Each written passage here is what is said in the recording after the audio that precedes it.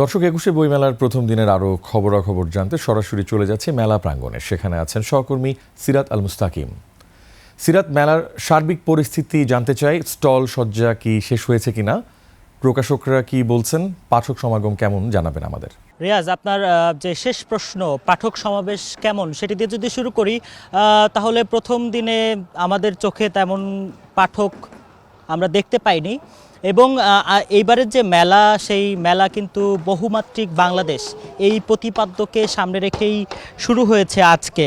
অর্থাৎ আজকে প্রধানমন্ত্রী তারেক রহমান তিনি দুপুরে এই ২১শে বইমেলা, অমর ২১শে বইমেলার উদ্বোধন করেন এবং উদ্বোধনের পরেই কিন্তু মেলা প্রাঙ্গণে পাঠকরা আসতে শুরু করেছেন। তবে পাঠক সমাগম খুব বেশি না। এবং আপনি দ্বিতীয় যে প্রশ্নটি করেছিলেন যে স্টলগুলোর অবস্থা আসলে কি, স্টলগুলোর অবস্থা আপনি অবশ্যই দেখতে পাচ্ছেন যে অনেক স্টল রয়েছে, যেসব স্টল এখনও পর্যন্ত নির্মাণের কাজ চলমান। এবং আমি যদি রেশিওটা আপনাকে বলতে চাই, তাহলে হয়তোবা 50% স্টল এখন পর্যন্ত তৈরি হয়েছে এবং 50% স্টল কিন্তু এখনও নির্মাণাধীন রয়েছে। এবং এখানে যারা শ্রমিকরা আছেন তারা কিন্তু সেই স্টলগুলো খুব দ্রুততার সাথে তৈরি করার যে কাজ সেটি কিন্তু করছেন।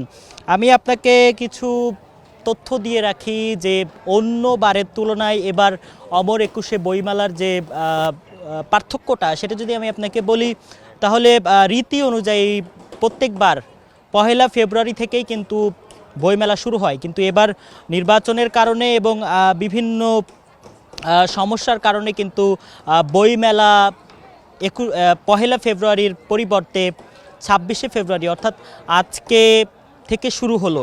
এবং যারা পাঠকরা রয়েছেন তারা কিন্তু, যারা মূলত বইপ্রেমী, তারা কিন্তু প্রায় ১টি বছর অপেক্ষা করেন এই বইমেলার জন্য এবং এই বইমেলা আসলেই তারা নতুন নতুন বই কেনার জন্য এই মেলাতে আসেন। তবে তাদের ভেতরেও দেখেছি আমরা কিছুটা অভিমান যে তারা কেন ১ ফেব্রুয়ারিতে বইমেলা শুরু হলো না বা তারা আসতে পারলো না। এখনও প্রথম দিনে অনেক পাঠক এসে কিন্তু ফিরে যাচ্ছেন, যেহেতু স্টলগুলো এখনও পুরোপুরিভাবে প্রস্তুত নয়। অর্থাৎ সবগুলো স্টল কিন্তু প্রস্তুত নয়। অনেক পাঠকের পছন্দের কিছু প্রকাশনা আছে, তাদের স্টল কিন্তু এখনও প্রস্তুত হয়নি। তাতেই কিন্তু তারা অনেকটা অভিমান করছেন। আমরা ইতিমধ্যে অনেক পাঠকদের সাথে কথা বলেছি এবং প্রকাশকদের ব্যাপারে যেটি আপনি জিজ্ঞাসা করেছেন, প্রকাশকদের সাথেও কথা বলেছি। তারা কিন্তু বলছে যে এই যে দেরি হওয়ার কারণে তাদের ব্যবসায় কিছুটা ভাটা পড়তে পারে, যেহেতু ২১শে ফেব্রুয়ারির দিন একটি বড় ইভেন্ট, যেদিন অনেক বেচা কেনা হয়। এর আগেও অনেকগুলো দিন আছে যেগুলোতে অনেক বেশি বেচা কেনা হয়। বিশ্ব ভালোবাসা দিবসের কথাও তারা বলছেন যে এসব দিনে আসলে খুব বেশি বেচা কেনা হয় এবং এই বেচা কেনা না হওয়ার কারণে কিন্তু তারা অনেকাংশেই আশাহত হচ্ছেন যে কতটুকু বেচা কেনা এবার হবে।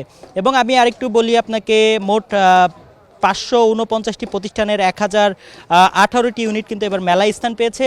আরেকটি বিষয় যদি আমি বলি আপনাকে, এবার মেলায় কিন্তু কোনো ধরনের কোনো প্যাভিলিয়ন নেই, অর্থাৎ সবগুলো স্টল। এবং প্রত্যেকবার কিন্তু এই প্রত্যেকটি স্টল থেকে একটি ইউনিটের ভাড়া নেওয়া হয় ১৫ থেকে ১৬,০০০ টাকা। এবছর কিন্তু সেই ভাড়া পুরোপুরিভাবে মওকুফ করে দিয়েছে বাংলাদেশ সরকার, যার কারণে কিন্তু অনেকাংশে স্টল মালিক এবং প্রকাশকরা খুশি।